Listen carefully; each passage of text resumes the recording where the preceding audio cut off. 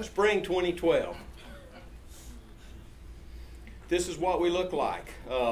Many of you already had pretty good forage. Because we're native grass up there, I don't have the luxury of ryegrass. We do get cheat and brome grasses, but they're a little further behind ryegrass. You know, if you fertilize ryegrass, you can get it going in the right year in March. Well, we really can't get stuff going on our ranch in March. We get a little Texas wintergrass and stuff, but I felt good because we still had a lot of leftover clumps from 2010's growth. This is 2010.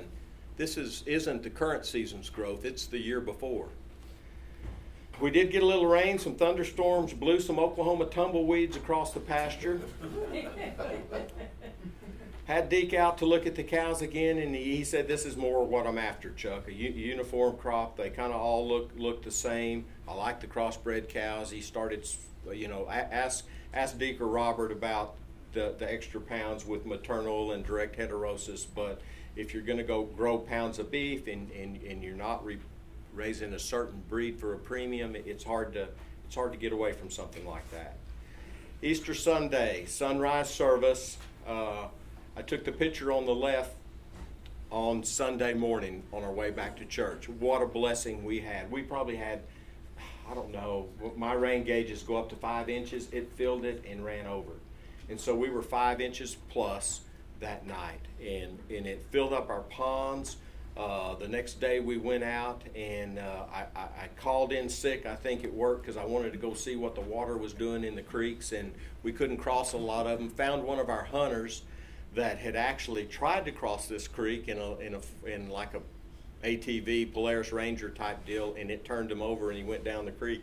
But anyway, it's kind of funny. It didn't hurt my feelings any that water pushed him off this little slab on our property, and that's Honey Creek if you're not familiar with it. But we had water everywhere. Great, right? I mean, look at the rainfall we had January, February, March, again southern Oklahoma, so it's a regional average. But the blue line is rainfall, the red line is your 30-year average. April, we had a decent rain in April, but for me, when you're native grass and summer grass, again, if it doesn't rain in late April, May and June, you don't grow summer grass. I mean, you just don't. That rain that we actually got more than that in April on our place. But May, I don't think we got 2.5 inches, and certainly in June I didn't get 2.5 inches. So things started deteriorating south, and here we go again. All those same questions. I know that 75% of the grass I grow is gonna be grown by mid-July, and so if I don't have it by mid-July, we're not gonna get it. The heifers and cattle that I'd kept, I put on wheat. I actually bought a few head of heifers to go with them. Ended up being a really nice deal because, I mean, the wheat was expensive, but instead of selling these for a $1.40 in September, October, I can't remember what they brought at that time, you know, weighing 400 or 500 pounds, we were able to sell these and get a contract on them for $1.40 in April, and I felt pretty proud of that. I'd never sold a 775-pound heifer for a $1.40 in my life. The only problem was the forage was so good. Did any of you have a bloat problem with that forage last year? I sure did, and I didn't lose as many as some people I had heard of, but we lost 7 or 8 head out of about 150, which in my mind that's pretty significant for a backgrounded healthy animal. You know, we kick off, we're rocking along in May, we're starting to grow grass, manure patties. They've taught me to look at manure patties to judge, you know, animal nutrition, and things are looking up. I get excited when I see these splats because we haven't seen them too often in the last 12 months except for last spring. Found a few mushrooms on the side in all of my excursions. Russell taught me how to prepare a mushroom and eat it. They're pretty good and quite a treat. Found a new use for duct tape. I came home one day and my wife had done this. And you know, I said, "What in the world are you doing?" She said, "Don't touch that."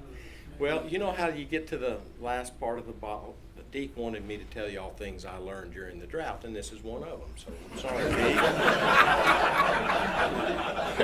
maybe I didn't learn very much, but anyway, you get to the bottom of the bottle in the pump, you leave 10% behind, and so anyway, she does the neat things like this.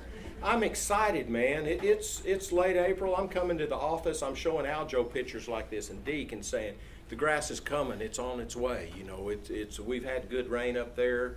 My grass is already made for the year. But guess what? If it doesn't rain in May and June, you don't grow grass, right? Go through our spring working. Everything's normal, cruising along. Got one of the best calf crops I've ever produced because I've sold so many old cows. Palpated, tightened the herd, rocking along. Things are doing great. It didn't matter what pasture I put them in. I actually had too much grass this past spring to eat. I mean, we had cheatgrass and Texas winter grass. Everything was coming. That's actually a first calf heifer, probably in body condition, scored 6 with a 200-pound calf by her side. Things are great. Things are great. But they're not always as they seem. A lot of times things get very confusing in our business. How many of you have driven up 35 going to Paul's Valley? For the longest, this sign was out, and to me, for some reason, it was just very confusing. On the one hand, we want to stop meth, but on the other hand, you know, belly up to the bar, boys. But the world's that way sometimes for me. All of a sudden, I started watching some hay pastures. These are just south of me.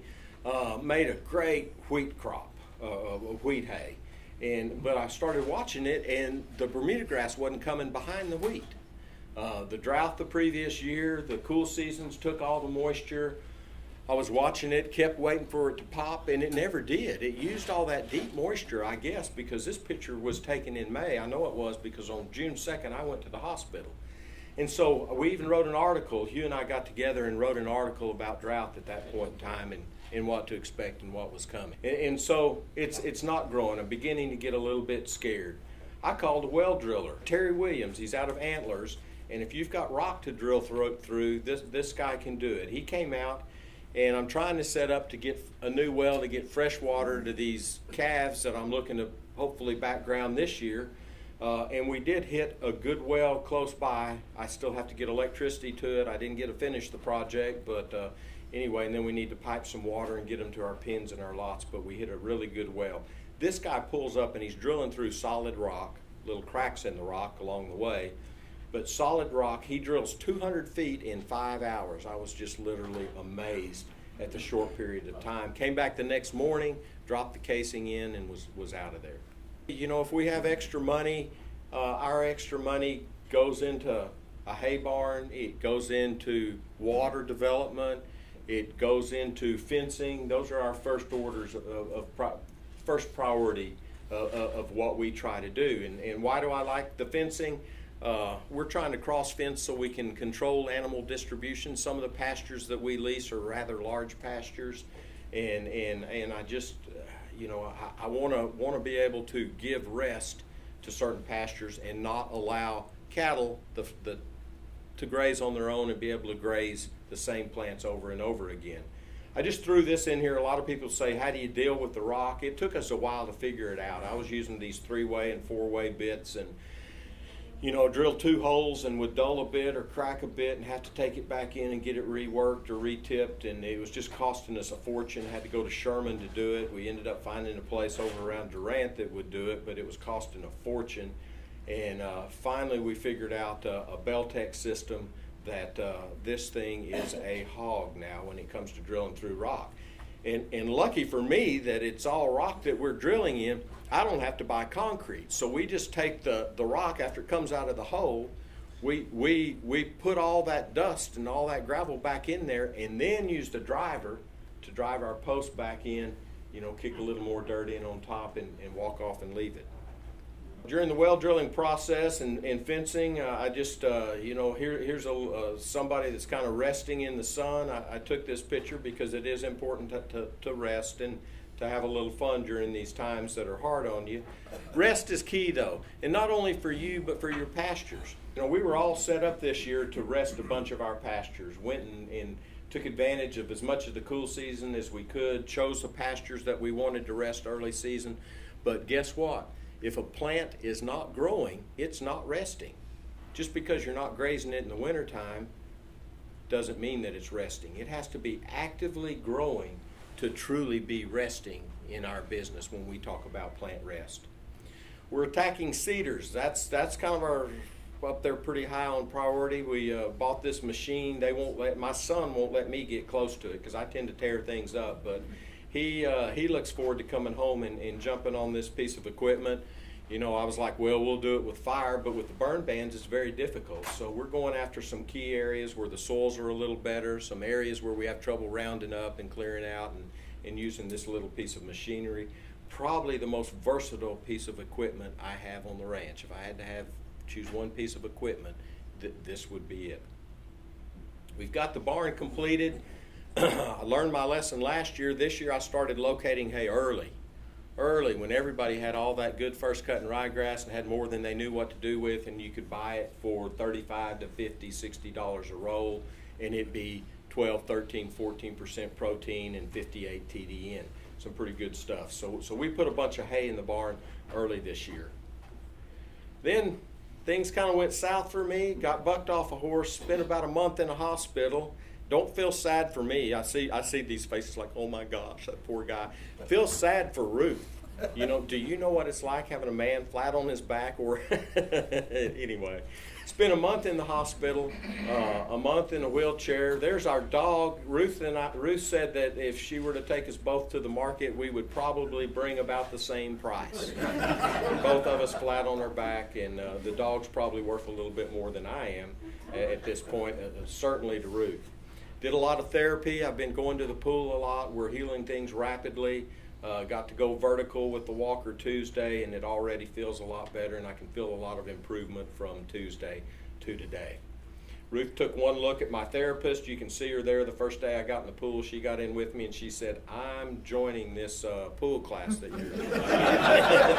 So I've got a partner in crime now. She comes to me every day. Deke, back to the breeding program, he said, Chuck, he said, you know, if you got something a little shorter, it wouldn't be so far to the ground. So we've started a new breed up program. I'm hoping to develop some actual riding lawnmowers instead of just walking lawnmowers. Jim and I have the same philosophy about yards. You know, if you can't graze it, why even have one? So anyway, these are my lawnmowers right now. Mr. Jingles, she bought at Christmas, and I heard this god-awful noise in the trailer one night, and I woke up, and he said, what are you doing? And I said, something's outside. Somebody pulled up in a trailer. She said, oh, that's just Mr. Jingles. And I said, who is Mr. Jingles? And she said, your new donkey. So it's the little paint-looking one there on the right-hand side. This year, didn't get the water in place. I didn't like the performance really of my animals last year in the heat and poor quality water that they ended up drinking, trying to haul water to them. Our labor, we're a family operation. All my kids are in school. It's Ruth and I, and we've got one other employee. And so I made the decision personally this year to go ahead and ship some of these calves. And what I'm finding out right now, the market did tick back up for me a little bit, but you get about the same dollars per head for almost a heavy 3-weight to a 6-weight, right in there in that range. They're all bringing you netting out about $740. I got $2.20 a pound for a 325-pound steer. I was just amazed. I would have rather kept him this year, but because of the situation, and I'm trying to save my hay for the cow herd. We haven't gotten any rains to grow grass this fall, and if I don't get some rain pretty soon, we're going to be in trouble, so off we go again.